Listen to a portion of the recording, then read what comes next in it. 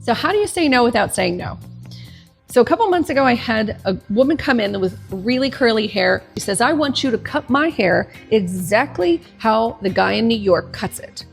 And I was like, okay, tell me more. Because that's my first rule of thumb. You have to get curious and really listen. So as she's telling me, this is how he does it. This is how he stands me up. He does this, he does that. And I said, okay, so here's the challenge, is that I'm not him. And this is my philosophy or methodology on curly hair. I use whatever tool I need to do the job of what I want the outcome to come. And so I have a lot of things in my toolbox. And so I use different techniques based on what curl type you have in what section of or area of your head. At that point, she said, no, I only want you to use one technique.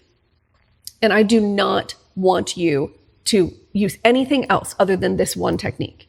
I said, okay.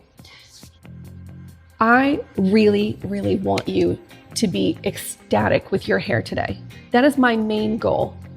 And if I don't think that I can meet your, where you're at, I feel like this isn't a good fit up. It's not a good matchup.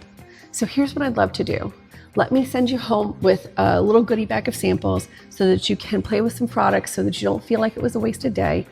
And you can find someone who specializes and only uses that one technique and is comfortable doing that.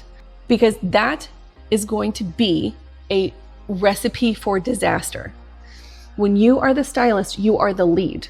You need to be able to confidently do your skill, right?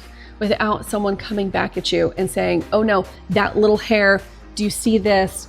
You need to cut it this way. This woman is not a hairdresser.